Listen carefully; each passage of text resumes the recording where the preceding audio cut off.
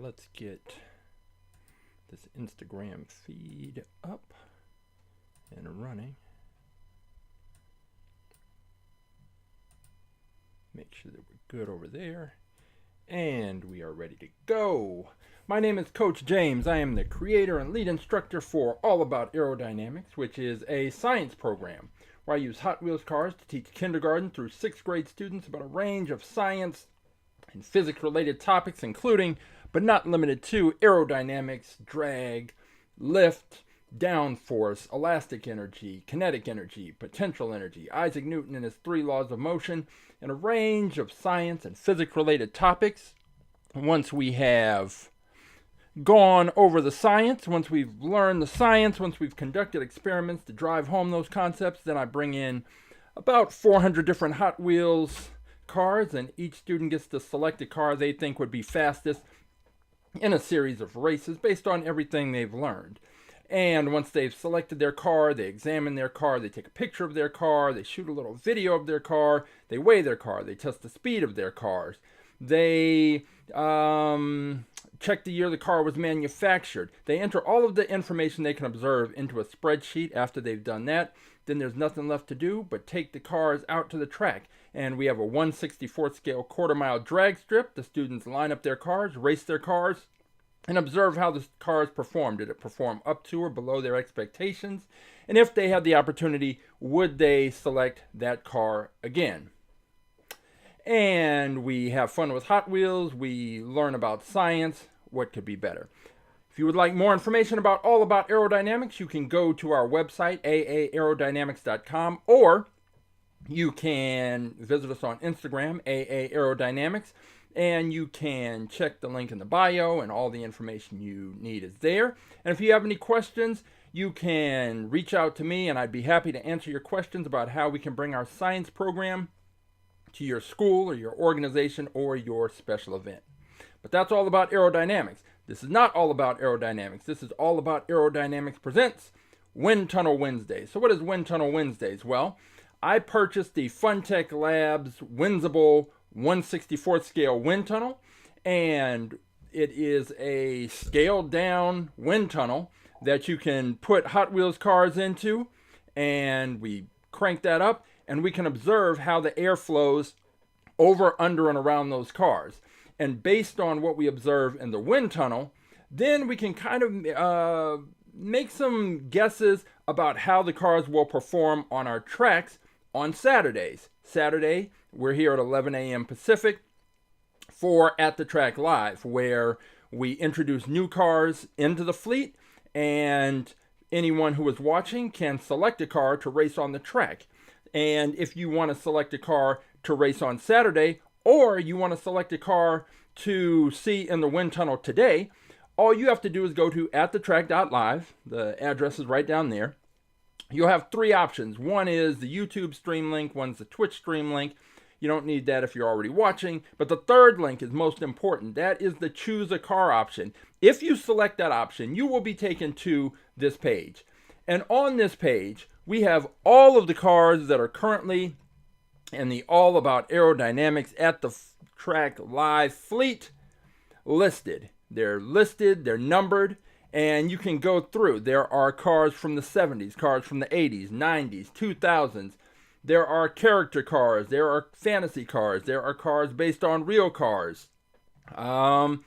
This Nemo car right here, one of the character cars that we actually put in the wind tunnel last week and took a look at how the air flowed over, under, and around that car and made some determinations about how it would perform on the track. And if that's the car you want to check out, then all you have to do is take the number that's in front of the name of the car. So let's scroll down and say, let's pick a number at random, 172. If you went to car 172, it's this Ferrari F50. If that's the car you wanted to see in the wind tunnel, then all you have to do is take that number, drop it into the chat. I will pull the car and we will take a look at it in the wind tunnel.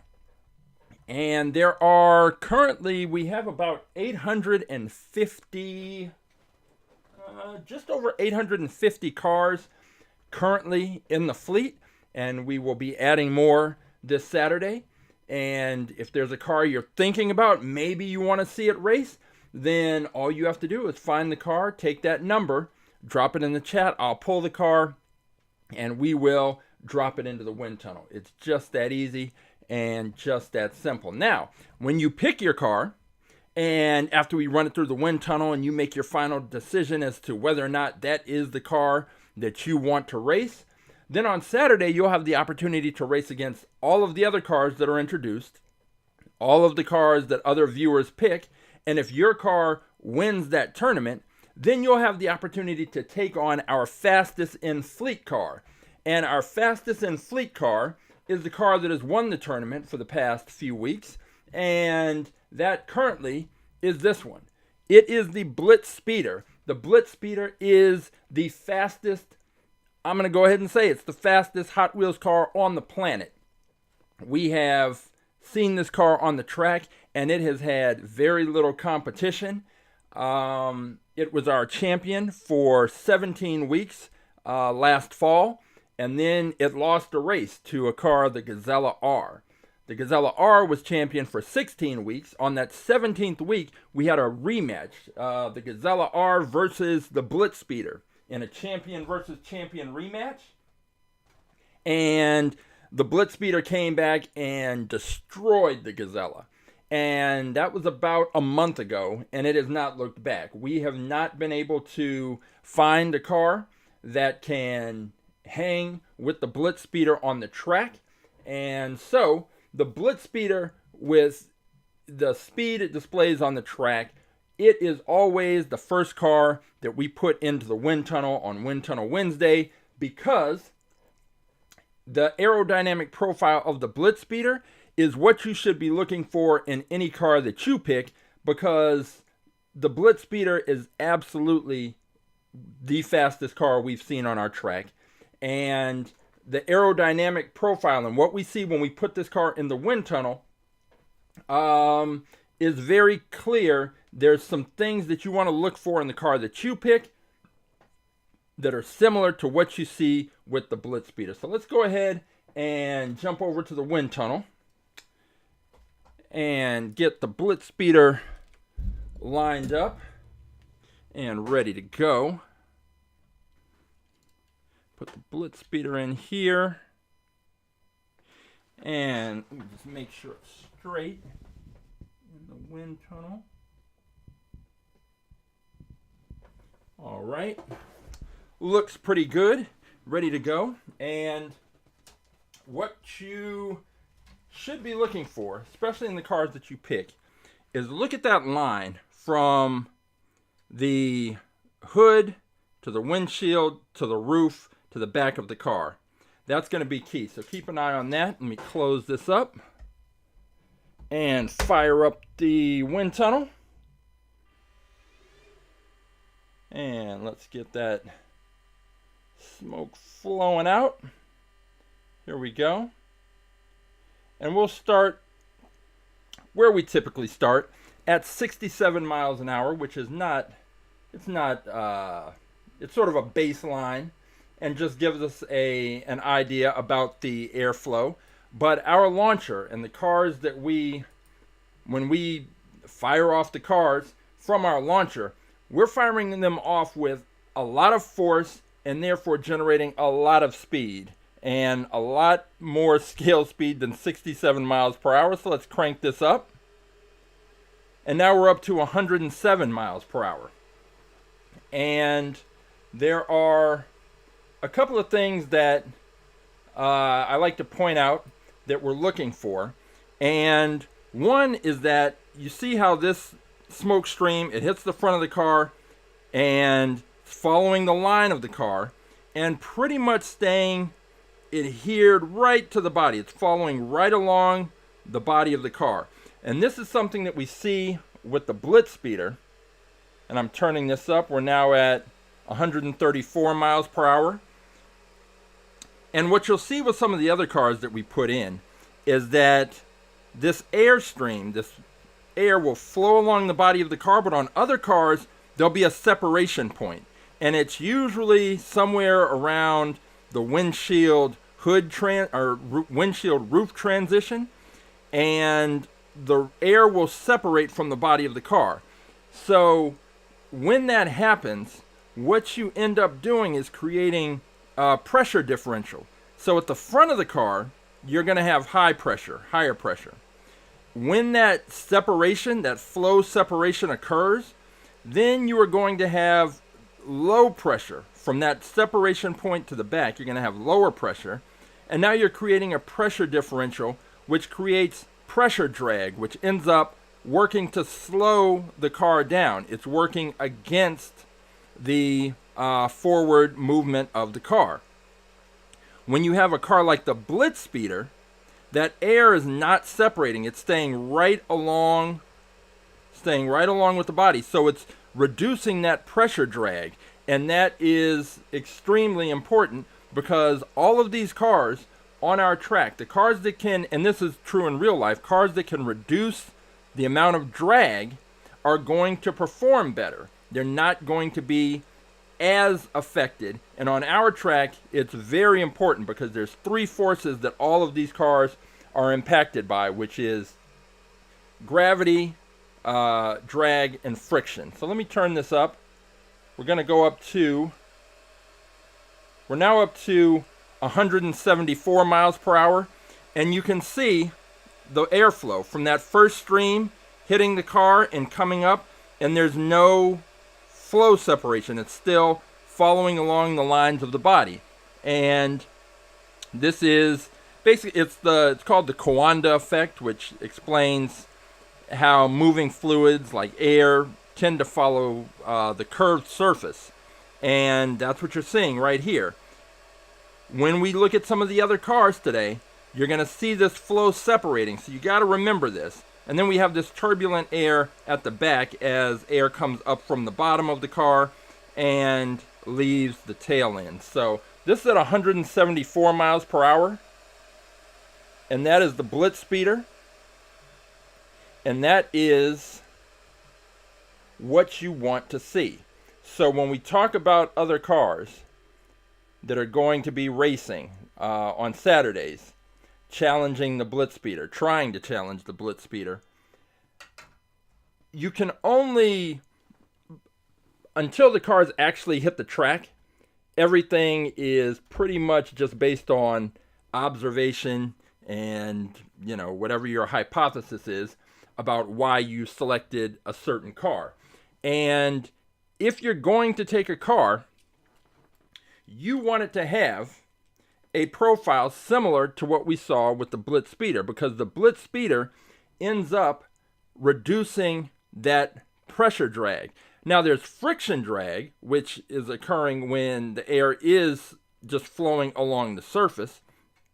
But there are very few cars. All the cars that we've seen perform particularly well on our track have been cars that have had a similar profile. So if you go back and look at the Gazella R, which is the only car to have beaten the Blitz Speeder at any point, there was a similar sort of transition point from the hood to the windshield to the roof line to the back of the car. And the slide kick, another car, same thing. But when we see cars that are a little more traditional, where the windshield is kind of at a steeper angle, then we do tend to see the air trailing off, breaking off from the body, and that is what results in our pressure differential. And there you have it. So when you go to choose a car and you're scrolling through and you're looking for a car to select, you want to make sure that you're thinking about how the air is going to flow over, under, and around the cars. But because we have the wind tunnel, you don't have to just think about it. You can think about it, select the car, and then I'll put it in the wind tunnel, and then you can actually see how the air flows. And in some cases, for some of our viewers, it's changed their opinion on which cars they want to pick to race. So that's been something that's happened. So on Saturday, we kind of have two ways to do this as far as cars that go into the wind tunnel. We have new cars that are entered into the fleet on Saturday, and we've seen how they performed, And now we want to see what's going on when we put them in the wind tunnel. They were either really fast on our track or they were slow when we expected them to be fast. And maybe the wind tunnel will give us some answers as to why that was the case. But in other cases, we have cars that we're thinking about putting on the track, but first we want to see them in the wind tunnel. And that is the one of two ways that cars end up in the wind tunnel. Either we've already seen them on the track, or we want to understand something about their performance, or we haven't seen them on the track and we're trying to guess about their performance. Well, one car that we saw on the track on Saturday, sort of, almost, was this one. It is the, let's switch over to that view. It is the Minecart Creeper car. And we put this up because the Minecraft movie was out, might still be out, and we decided, you know what, let's put a Minecraft car in there. And this is actually our second, because our first Minecraft car was this one, the Minecraft Minecart. Now this one was put in there. I put that on the track and we raced it because this is the most un-aerodynamic car that there could possibly be. It is just a box on wheels, and I didn't really have any expectations. I actually expected this car to crash. I didn't think that it was going to be able to make it down the track, and to my surprise, it not only made it down the track, but it was fast. It didn't win the tournament, but it was significantly faster than I expected it to be. So the Minecraft Minecart, who knew? So that was the original Minecraft car. So when we went for the second Minecraft car, this one is bigger, obviously, and I'll put them kind of side by side, as you can see. So the Creeper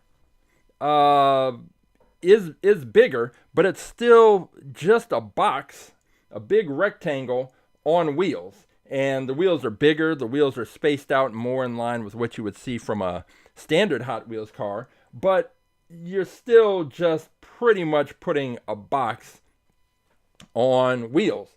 And this one, because it's unlike the Minecraft, it's got this little, the Minecart has this little rubber covering over the top. It does have a hole in it, but the Creeper car is just open. So what we've observed from the wind tunnel is that air will come into these open spaces, and that's not going to help. You want the air passing over the body of the car. You don't want any air working to slow the car down. But most notably, we had this figure right on top sticking out, and that's also not going to help with your drag situation, because the air is just going to be rushing forward and running smack dab into this figure. Maybe, I don't know if the whole thing is the Creeper or if this character is called the Creeper. I don't know. It just says on the package, it just says Creeper. Either way, the air hitting this big square and hitting this rectangle below it is not going to help. So all that's going to happen is the air is going to hit that and slow it down. But we still wanted to race the car anyway. The problem was this was way too tall and we couldn't make it work with our track. So what I decided to do is I was going to cut this character out, and then we would just have the base part of the car to race. So I was just about to cut it out, and then I realized, I looked on the bottom, and it turns out there were some long screws in there. And once I pulled out this screw, then I was able to just lift this guy right on out. And I didn't have to cut it or damage it, just lifted it out. So on Saturday, this Saturday, we will be racing just this bottom part of the Creeper Minecraft cart, and we're going to see what happens. But today what we're going to do is we're going to put this into the wind tunnel, first with the character in place, and then without, and see what the differences are that we are seeing. So we'll switch over to the wind tunnel. Hey, Rough Shot. Hey, Christopher. How you doing? And let's get this guy back in there. I don't think he weighs enough that the airflow should knock him over, because I don't want to put the screw back in place. And you know what? This may not even... I'm wondering if it's going to be too tall to close.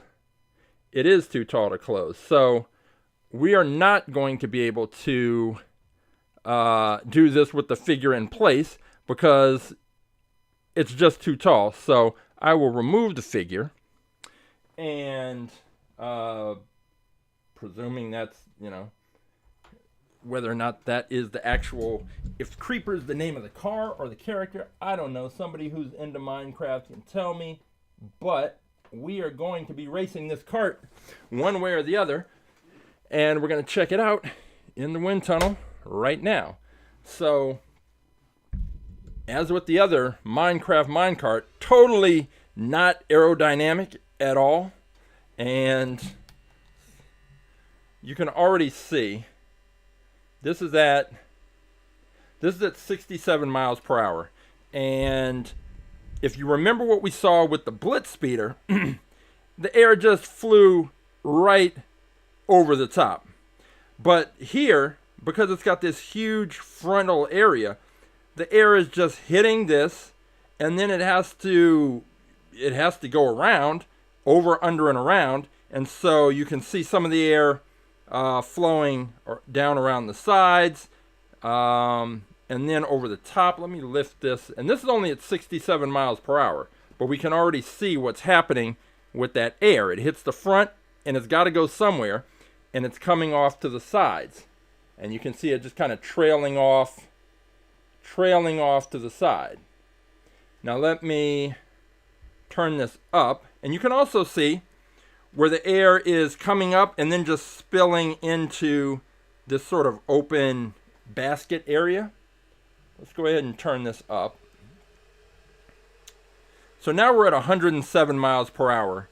And this is this turbulent air coming off all directions of this car. We're basically just creating pressure drag to the extreme. And the higher pressure at the front where this air is building up, and then the lower pressure all around, and that is a force that is going to work to slow this thing down. I want to get a good angle. You can kind of see the air swirling around in that open compartment area, the basket area, and that is absolutely not helping this thing at all. And I believe we did race this. We tried racing it on Saturday, and it did make it down the track with the figure intact, but because that figure was in it, it was too much to really, we couldn't make any determinations. This Saturday, we're going to be able to determine quite a lot. And we're going to turn this up to, we're now up at 134 miles per hour. And again, what you don't want to see is this turbulent air. Thinking back to the Blitz Speeder, you want to see, ideally, the air adhering to the lines of the body of the car. So if we were to take this, and if we could go in and rearrange this, what we would do is do more of a Lamborghini sports car style and start maybe here, slant up to the back end, and then still not have this large box protruding at the top, but we'd kind of come at more of a wedge shape, and then maybe curve it out and go into some kind of wing at the back. But then we would basically be having a version of the Blitz Speeder. But the Blitz Speeder is what's been shown to work on our track. And when you have this much turbulence, you know that you're going to have problems with this car on race day. But it's not exactly a secret, considering the shape of this car. And we know what we're kind of getting into. And as we turn it up to 161 miles per hour, it just gets more extreme. And you see the air that's hitting the front that's passing along the bottom. You can kind of see it just a little bit coming out around the front tires. But yeah, the air is just pouring off this thing in every direction. And it's not that I expect it to do well on the track, but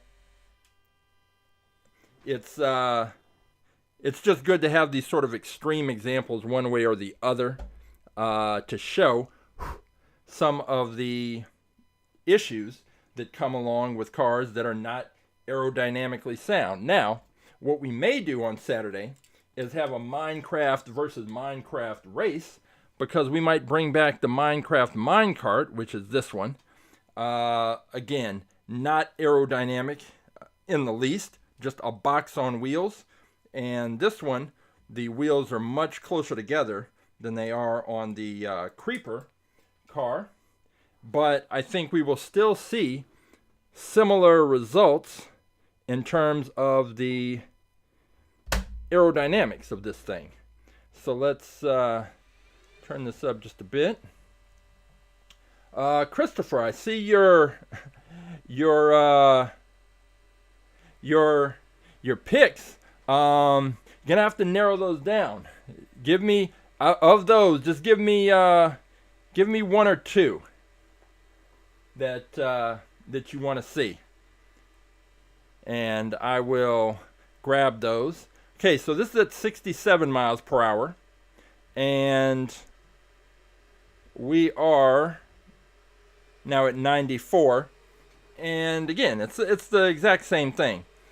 You're seeing the air hit the front of this. It's the high pressure is building up. The air's got to go somewhere. It's coming around the bottom. It's forced up over the top, around the sides. And because there's really nothing, no line for the air to follow, it just sort of flows off of the vehicle right here. And I'll try and lift this up, because this one is not completely open like the Creeper, but it's pretty, I mean, it's open, and that's not what you want to see. However, what you really don't want to see is a huge frontal area on the vehicle you choose, because it's going to, the air is just going to build up in the front and have a harder time getting over, under, and around. And this turbulence, it's not what you want to see. All of this, again, high pressure at the front, low pressure from the point of the air kind of tailing off, creates a pressure differential, and from high to low, high pressure to low pressure, it's going to work against this car. And what that's going to mean on our track is that toward the back end of the car is just going to start to slow down. And all of the cars are slowing down on our track. But the car that can reduce the forces working against it the most is going to appear and be faster on our track. So this is the Minecraft Minecart, and there is nothing, there's really no good reason to pick this, and you can see how bad the aerodynamics are, but this thing was fast on our track. It just wasn't fast enough, and that is one of the things that take into consideration. Although it's unlikely that someone would choose this, but you never can tell, because kids love Minecraft, and even though they've been given the science lessons and told and explained what to look for in terms of good aerodynamic profiles and cars that should be fast, sometimes their heart wins out over their head, and they'll pick a car that is based around a character or a theme, or in this case a video game that they like, and they'll pick that car because they like the character or they like the cartoon, not because they've been putting any of the science lessons into practice when they made their choice. So it's not completely out of the realm of possibility that the Minecraft Creeper car or the Minecraft Minecart get chosen. It's just those aren't good picks. Let me put this up here because we're talking about two different things. We're talking about the Coanda Effect, and we are talking about pressure differentials. So the air typically that moves over the top of the car is moving slower, and it is creating high pressure. And then the air that's moving under the car typically is moving faster. It's basically the Venturi effect when air it kind of speeds up flowing through a constricted area, and that's what the bottom part of the car is, the constricted area, and the air moves faster, and that creates lower pressure. So when you have high pressure and you have low pressure, the air is going to try to move from the high area of high pressure to the area of low pressure. But when that happens on the car, that area where the air is hitting the car in the front, that creates high pressure. Where the air is disconnecting from the body, that creates low pressure. So if you have an area of high pressure in the front, low pressure in the back, you're creating that pressure differential, and it's working against the car moving forward. So that's pressure drag. And like I said, the Coanda effect just explains how a moving fluid like air tends to follow a curved surface, and that is what we saw. Particularly, it's easiest to see with the Blitz Speeder, but you can also see it with some of the other cars, like this other one that raced on Saturday. Let's see. I see some cars being selected, 146, 143. Okay, I will pull those cars, but we're going to take a look at this car. This is the Hot Wheels, this is the Warp Speeder, and this car was introduced on Saturday. And if you want to see how any of these cars perform, the cars that have already raced, you can go to our YouTube channel, and under the Live tab, there is all of the episodes of At The Track Live are listed. The cars that we raced that episode are listed. There's a time code, so you can just jump to take a look at the car that you want to see, or you can jump to the races, whatever it is, or you can watch the whole episode. It's all there on our YouTube page. But the Warp Speeder, this car was picked because it is from the X-Racer series, and we've had a lot of success on our track with cars from the X-Racer series. The Blitz Speeder is from the X-Racer series. The Draftnator, the Track Tune, all cars that were fastest in fleet cars at one point were all from the X-Racer series. And these cars pretty much feature a metal base and plastic body. And they're predominantly, I think they're all fantasy cars. And they have some very interesting, strange lines. And so this car fell in line with that. So we thought, okay, this might be a car that can keep up with the Blitz Speeder. It could not, but the interesting part was it has different openings in the front, much like the real supercars have different openings, because they're trying to control the flow of air over, under, and around the car, and in some cases over the wheels and back through the body. So this part of the car is open right in here.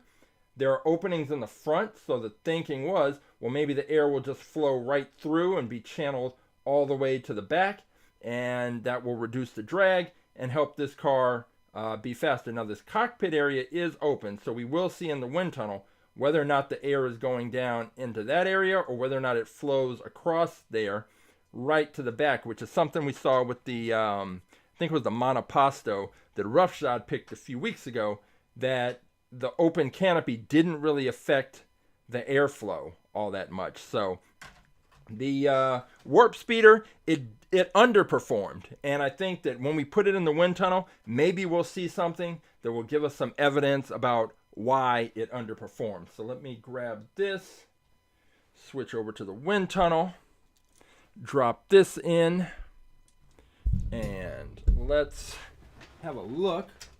And then I'm going to go grab those other cars and get this thing lined up just right. And by the way, when we opened this one, we found out it was a treasure hunt car, which was something unique. I think we only have a couple of those in the fleet, so it's not something I'm not one of those collectors who goes out looking for treasure hunt and super treasure hunt cars. So if I have any, it's just because I happened to stumble across it, not because I was out searching for it. But this is the Warp Speeder, and let's go ahead and take a look and see the aerodynamic profile on this one is.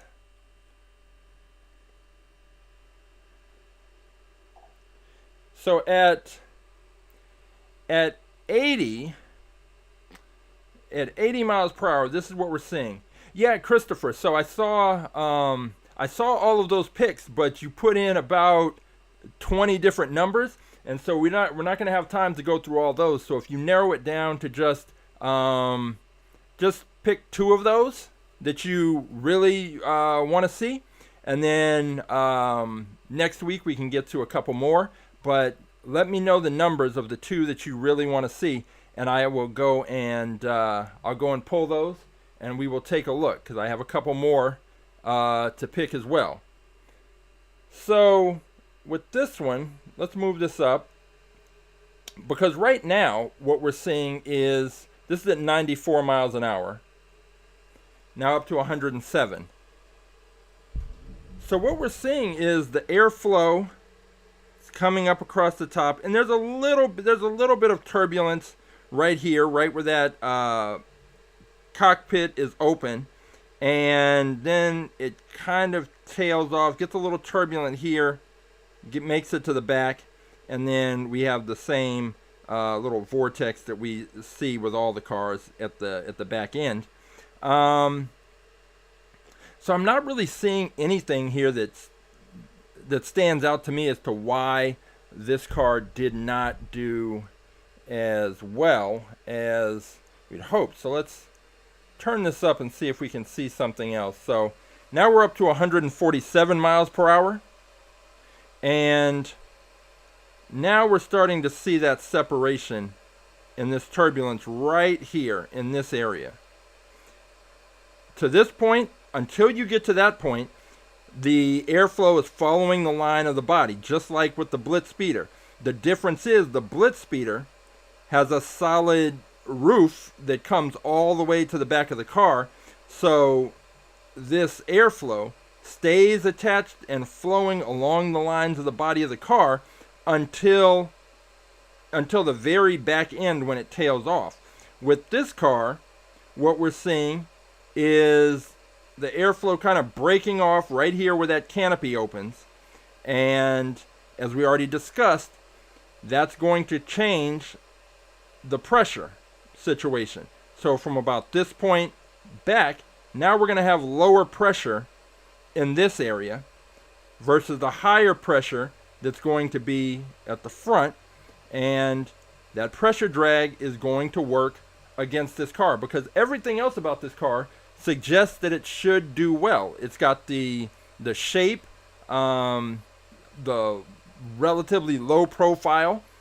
I would have thought that it would have done better, and it's hard to see. I can see a little bit of air. It's hard to see because this plastic interior is white, and the airflow is just a little wisp. I see little wisps of air sort of passing through this area.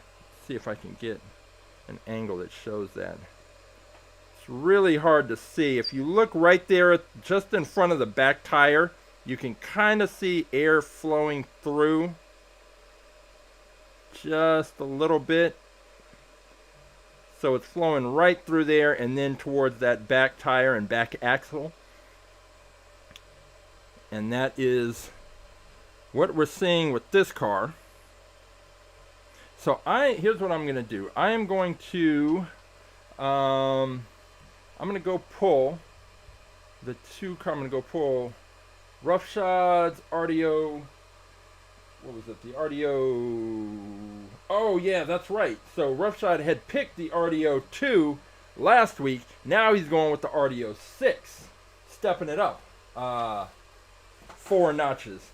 So 133, the RDO 6, and then Joni B C picks car 146. I haven't looked up to see which one that is, but I'm going to go grab those 2 cars. And again, Christopher, just let me know which of the 2 cars you want me to pull, and I will pull those and we'll throw them in the wind tunnel. So I'm going to grab Roughshod and Joni's cars, and I will be right back. And you can keep checking out the warp speeder in the wind tunnel.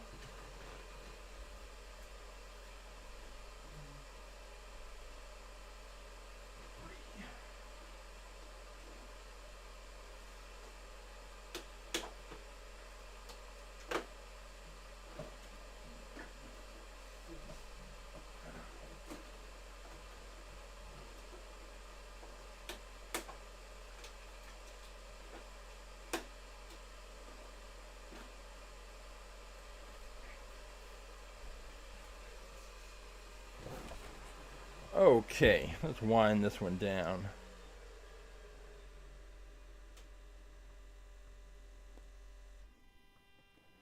Alright, so that was the warp speeder, and again, it was a car that didn't necessarily perform as well as expected on Saturday, and I think that maybe what we saw with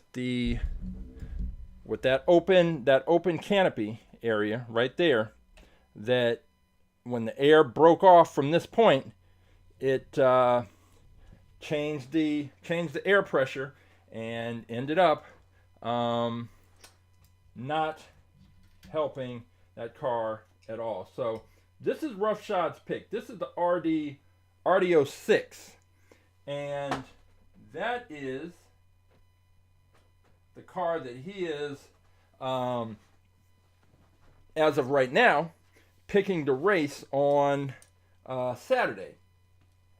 And last week, he picked the RDO 2, which is this car.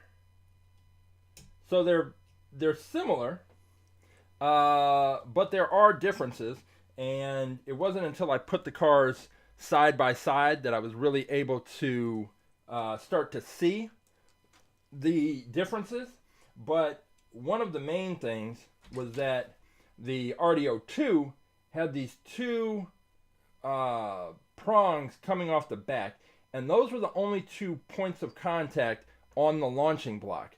And if you've watched any of our races, you know that having a lot of surface area touching the launching block is important in order to get good solid launches. What we get with cars like this are unpredictable launches, because they could get a great launch, they could get pushed to one side or the other. But cars with wider, flatter back ends tend to get better pushes and better launches on our track. As he switches over to the RDO 6, the gold one, we see that the prongs are separated. So that may improve this car's, the launch that this car gets. Beyond that, we are seeing kind of the sleek transition from that. I mean, this isn't much of a hood. It's more of a F1 kind of nose cone area. But let's go ahead and put this one into the wind tunnel and see what we see with regard to this car. It is definitely unique, and with these fantasy cars, you just never know what they're going to do on the track, and the wind tunnel helps give us an idea of what we're going to see, because there are just so many strange, odd angles on these cars that are not on real cars. So we're always wondering, okay, how is that pointed wing, how is that extra piece that they added going to impact the aerodynamics? Well, now we can get an idea about that. So this is the RD06. This is Roughshot's pick. Okay, Christopher, I see your numbers. I will pull those two cars. And let's go ahead and get the RD06 running in the wind tunnel. So what we're looking at, this is at 67 miles per hour, which is usually where we start, but I think we're going to need to turn this up in order to get a little more idea of what exactly is happening here. So now we're up to 107 miles per hour, and you can see that the air is hitting the front of the car and moving up over the top. Now, one of the things with the Windsible in this wind tunnel is that I ordered from Funtech Labs. They made this dyno that that allows you to lift the car up, and because what we see with this car is that the air isn't really hitting the front of the car. It's hitting up a little higher. It's hitting much higher up on that nose cone, and then we're seeing what happens as it comes up over the top. So let's go ahead and push this up to, this is 121 miles per hour, and we're not seeing the airflow detach. It is jumping over this little gap right here, but still staying attached to the car, so it kind of flows right up this little nose piece onto the windshield, onto the roof, and then off the back. Now there isn't a wing, so this air is actually splitting those two prongs and just coming right down. It's just coming right down through the center, and you can see there what's happening. So I think this is a car that should, if we're just going to look at the profile. Now, we haven't weighed the car. That we'll do that on Saturday. So we don't know exactly what it's going to do. But, yeah, this, just based on this initial look, this should be a pretty solid pick. And I think that Roughshot's pick of the RD2, I think the RD2, it was fast. It just got some unpredictable launches, so it was hard to really determine what it would have done had it been able to get consistent launches, which it wasn't. So that is what we're looking at. Let's turn this up a little bit, see if we can get up. So now at 161 miles per hour, we see that even though the air just skips right over this area, it's not detaching from the body, which is what we saw with the Warp Speeder. We're not seeing the air detach, which is a good sign. So that is definitely a plus, and I think that when we go to race this, I think this car should be a better performer than the RD02, because we are looking at a car with a great aerodynamic profile, and these wings, I think that's going to be a big, important difference and distinction, is that these two wings right here are spread out, and I think it's going to give this car a much more even push out of the launching block. So that is a big plus. We've got that. Now let's take a look at the car that Joni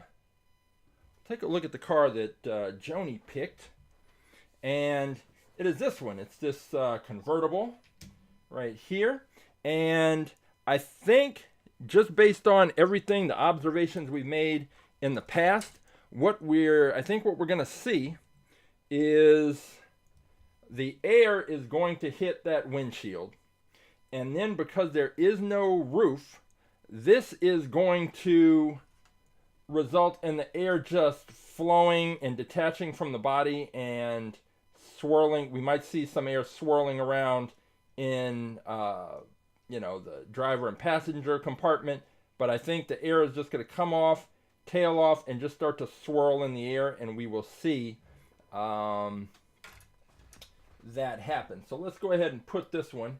This is the, what is this? Oh, this is a track tune. So it's interesting because the track tune, we have this track tune, but we have a different track tune that is not a convertible. That track tune was one of our fastest in fleet cars. It was our fastest in fleet car until the Blitz Speeder. I think the track tune beat the Draftnator, and then the Blitz Speeder came up maybe a week or two later and beat out the track tune. But it was a different track tune. It was one that did not have a was not a convertible. So let's see what this does in the wind tunnel. Drop this one on in there and see if my prediction is correct. Let me get this thing lined up straight. It's pretty good right there. And we will see what happens with this one. All right.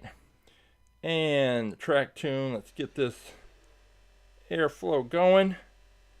Get up to our starting point of 67 miles per hour. And yeah, it's almost exactly what I suggested. And we can even see at this low speed that the air hits the front, follows the curve of the roof, hits the windshield, comes up, and then it just breaks off from the body of the car because there's nothing else there for it to flow with. And once that separation occurs and all that turbulence, from this point to the back, we've got lower pressure than we've got there in the front, and that is going to create pressure drag. So I think as I turn up the speed, we'll see this separation become more pronounced. So let's go ahead and turn this up a little bit. So now we're at 121 miles per hour, and the air is just tailing off of that car. You can kind of see what it's doing. It's hard to get these angles to see the air against the white background inside the that driver's area because the seats are also white.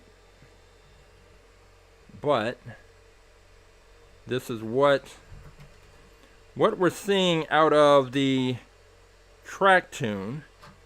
I am going to grab Christopher's cars, which was 37 and 411. I'm going to grab those and be right back, and we'll throw those in the wind tunnel as well.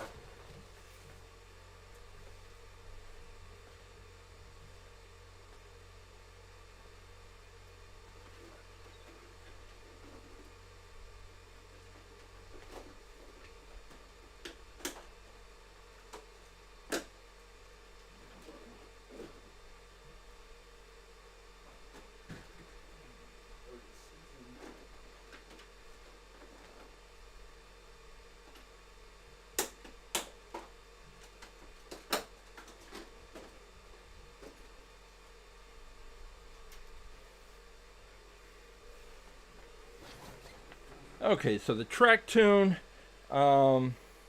pretty predictable in terms of what was going to happen, and I think that as we go through and see more cars in the wind tunnel and see the cars on the track, we can kind of predict what will happen with those. And I think the track tune is a pretty good example of why you probably don't necessarily want to go with a convertible.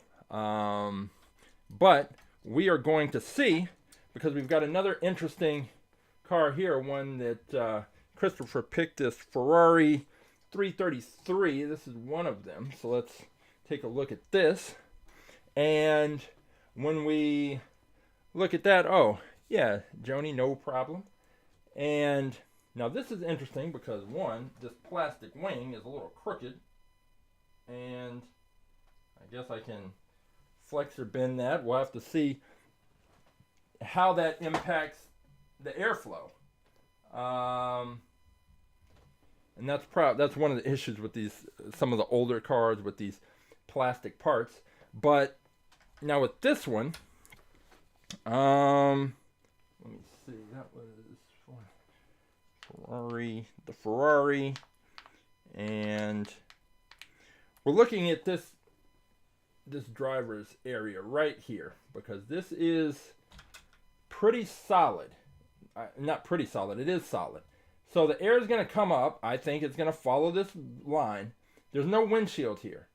So that air is going to bypass this and jump right into this cockpit area that seems to be, there's space on either side of the back, sort of backrest for the seat, but I think the air is going to hit this and then it's going to just trail off.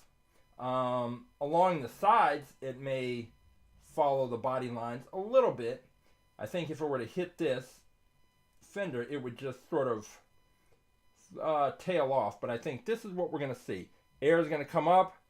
It's going to sort of jump to this area, swirl around in the cockpit, and then we're going to see the air just trailing off, which means that this wing is not really going to come in to be as much of a factor. Even if Christopher picks this car to race on Saturday, I will try after I'm done. I'm going to try and straighten the wing out. But I don't know how much it's going to matter, at least in the wind tunnel aspect of this testing. So let's go ahead and throw it in the wind tunnel and take a look and see with this Ferrari. I'm still kind of trying to see if this wing will bend into place, and doesn't look like it wants to cooperate right now. It may take a little more effort, but I'm going to put this Ferrari in there. And as I mentioned before, Hot Wheels collectors should be excited because Mattel and Ferrari have renewed their partnership, and we are going to start seeing new Ferraris in the lines. I know that there's some premium ones that they've put out. I'm not particularly interested in the premium cars, but I'm sure we're going to get lots of mainline Ferraris, and that's always a good look. I know it's a little hard to see the black car on the black background, but once the smoke starts, we should be able to see a little more. So let's see if my prediction has come true. I do not know, but we're going to find out. So we are at 67 miles per hour, pretty much where we start every time. And we can kind of see this airflow appears to kind of be separating right where we thought, right in this area, and definitely off the back. But let's turn it up and we'll get a little bit more of a clear picture what we're looking at. And sure enough, the air is coming up. It's following the line of the car, hitting that piece, and right when it gets to this open area, it jumps into the cockpit, hits this back headrest, and some air is flowing around the sides of the headrest, but it's a barrier. It's another barrier in terms of the airflow and the progression of the air passing along to the back of the car. So you can see that the wing's not even really coming into play all that much because the airflow is breaking away before it even gets to this area. So if this was all solid, if this was just sort of a solid windshield here, and it had a little roof that kind of curved down right back to the wing, then we would probably see what we see with the Blitz Speeder, which is the air and that Coanda Effect following and adhering to the line of the body of the vehicle, coming over the top, down, and then trailing off at the end. So this is at 107 miles per hour. Now if we turn it up to 147, we're seeing complete, you can just see all the turbulence coming off right here.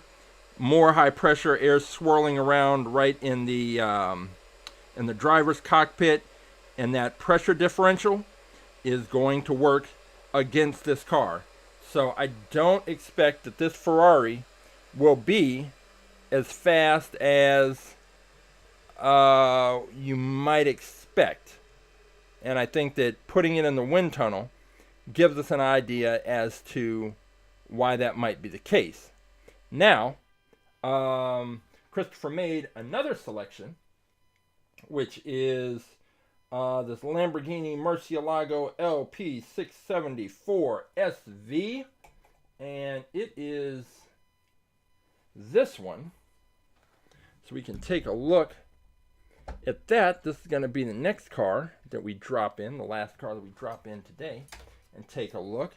And it's interesting with this Lamborghini is that even though the front has that classic Lamborghini wedge shape, the roof line is, I don't know. So the Blitz Speeder has a much lower angle.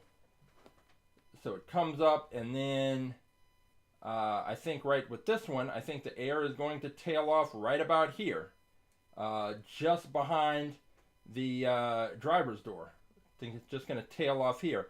I don't know that it's going to flow right down the over the roof, down the back side of the car, but we are going to find out, which is what we do here. We just have our ideas, make our observations, and then it's time to put those ideas and observations to the test. So we've got this Lamborghini in the wind tunnel. Let me just line it up, make sure it's straight. And it's good that it's got this stripe right down the middle, so that makes it easy to line up. Easier.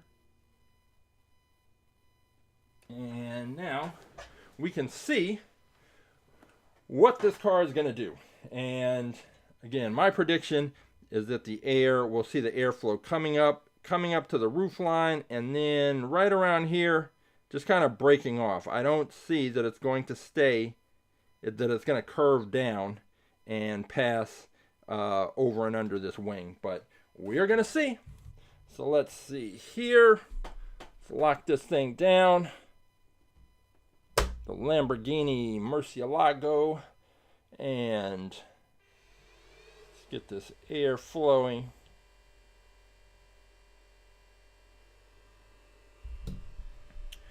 Okay, so let's get to our starting speed of 67 miles per hour. And at this speed, which is relatively low speed, we're not really seeing any issues here. But we do see, I can already see a little bit of turbulence in this area where I was expecting. But let's turn up the speed, see what we get. All right, so now we're at 107 miles per hour. And we're still doing pretty good. The airflow is not, we're not seeing a lot of detachment where I expected. I expected it right in this area. We're not seeing that, so that's good. Let's go ahead and turn it up. Now we're at 134 miles per hour. Still looking pretty good. Pretty good. Let's get up to 161 miles per hour. And this is actually doing a lot better than I thought. The airflow is coming up over the top. It is adhering to the lines of the car, coming down the back, and then you can see it right there where it's hitting right at that wing, which is exactly what you would want to happen. And in a real car, the wing would be angled and designed in a way to create downforce, to put pressure on the back wheels for additional traction. So we're at 161 miles per hour. Now we're up to 188. 188 miles per hour. And this is looking good. I don't know if this is the car, Christopher, that you're going to want to pick on Saturday, but I think this would be a solid, this might be a solid pick. But, yeah, we're at 188, and I'm not seeing the separation that I thought we would see. It's a pretty solid flow of air. Let's go up. We're up to 201 miles per hour. And this is very good.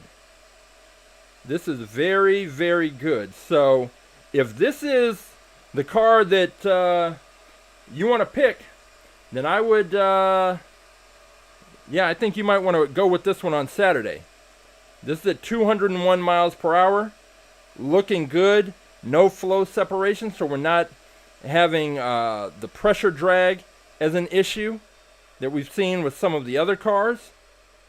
Of course, there would be friction drag, but which is caused when the air moving across the body of the car. But that's a good solid performance. I think between Roughshod's RD06 and Christopher, he says he thinks he's gonna stick with this Lamborghini. I think that based on those aerodynamic profiles, those are two solid picks, and we are going to have what looks to be a pretty good race setup for this Saturday. And if you want to see how any of these cars are going to perform, we've seen the aerodynamic profile, then all you have to do is tune in Saturday at 11 a.m. Pacific, live on YouTube and Twitch. We can't do it on Instagram because we need the wider format to be able to show you everything and be able so that you can see the races. But if you go to AtTheTrack.live, there's the link for our YouTube channel. There's the link for our Twitch stream. And Saturday morning, 11 a.m. Pacific, 2 p.m. Eastern, we will be taking Christopher's Lamborghini. We will be taking Roughshod's RD06. And anyone else who wants to pick a car, all you have to do, you can go to AtTheTrack.live, select the Choose a Car option. You will be taken to this page. On this page, all of our cars are listed, and there are more than 850 different cars. Cars of every type. There is Christopher's the Ferrari that he tested out. So, and this is the beauty of Wind Tunnel Wednesday, is that you can have a couple of cars you're kind of thinking about. So Christopher was thinking about the Ferrari. He was thinking about the Lamborghini. We put the Ferrari in, and we saw some things in the wind tunnel that suggested that this Ferrari was not going to perform as well on the track as the Lamborghini. What we saw with the Lamborghini was an aerodynamic profile that was very similar to what we saw with the Blitz Speeder. And the Blitz Speeder is our fastest in fleet car. It is the fastest Hot Wheels car on the planet. If you can find a car that is faster than the Blitz Speeder, either find it on our page. We have 850 different cars to choose from, or you can send me a message and tell me the name of the car. I will check to see if we have it. If we don't have it and it doesn't cost too much on the secondary market, I'll go out and buy it just because I want to see which Hot Wheels cars are the fastest. So you can go to AtTheTrack.live, select the Choose a Car option, find the car that you want to race. Once you do that, all you have to do is come back on Saturday. You drop that car into the chat, the number. I will pull it, and we will take it to the track and race it along with the cars, the new cars that I introduce into the fleet. So that is AtTheTrack.live every Saturday, 11 a.m. Pacific. This is Wind Tunnel Wednesday, and we'll be back next Wednesday putting more cars through the wind tunnel. Some of the cars that we race on Saturday, we're going to see something interesting, I'm sure, and we're going to want to see those cars in the wind tunnel. This Saturday we will be having the Minecraft Creeper versus the Minecraft Minecart, which you can't see because it's green, so green screen. But trust me, there's another car here. We're going to have this Minecraft showdown, this Minecraft Minecart, and the Minecraft Creeper is going to finally hit the track once we remove the figure from the car. That was fine. And we're going to see how it plays out. Now, we've seen in the wind tunnel the aerodynamic profile, and we get an idea about the amount of drag. Like I said, there are 3 forces that are working to slow the cars down on our track: gravity, friction, and drag. And the cars that can reduce the impact of those 3 forces are going to perform better on our track. We do not have a gravity track. If you've never seen our races, we have a flat drag track. And I designed a launcher that fires the cars out with a lot of force, so we get a lot of speed. But because the cars are being launched out, they are immediately slowing down. So they come out really fast, but from the moment they leave, that's the fastest they're going to be on the track. And then they start to slow down because those forces are working against them. And what happens is if we have 2 cars, and it's usually evident toward the back end of our track. If we have 2 cars, what will happen is one car will appear to be slowing down and the other car will speed past it. It will look like the second car got faster. It's not what happens, because the cars are always slowing down once they come out of the launcher. What's happening is that those forces are working against the car. So when we see a car that has a lead look like it's starting to slow down, it's because those forces have now affected that car to the point that it's slowing down. The other car, not affected as much, looks like it's moving faster. The forces that tend to impact the cars the most, for lighter cars, it is definite that are in the lead and then slow down, drag. Almost 100%, it's typically drag. And the cars are launched out with the same amount of force. So if you have a car that's lighter, that drag is going to end up slowing that car down toward the back end of the track, more so than a car that's a little bit heavier. But if the car is too heavy, then the force that comes into play is gravity. And gravity is going to be slowing that heavier car down because the cars are launching with the same amount of force. If you have a heavier car and a lighter car that are sent out with the same amount of force, the larger car is going to need more force to make it down the track with the same amount of speed. So there are a lot of factors that come into play. And looking at the aerodynamic profiles, which we just did, that's just one factor. And it sort of works to help us make predictions about what we're going to see on the track. So, if you are interested in seeing how all this turns out, join us on Saturday, 11 a.m. Pacific, at the Track Live. We've already got 2 picks in. We've got Roughshods RDO 6, not to be confused with the RDO 2 he picked last week. We've got the RDO 6 from Roughshod. We've got Christopher's Lamborghini. It had a long name. This is the Lamborghini Murcielago LP 674 SV. Boom. We've got 2 cars ready to go. We've also got this Creeper Minecraft Minecart thing that is going to be racing.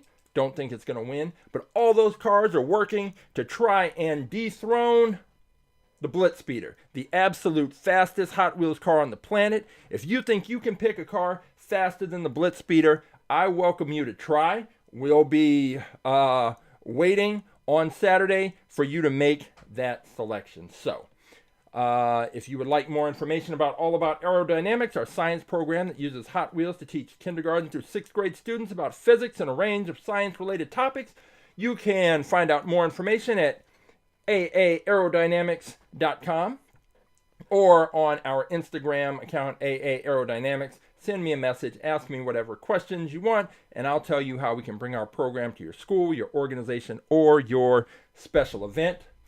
That is all about aerodynamics. This is Wind Tunnel Wednesday, and we have At the Track Live on Saturday.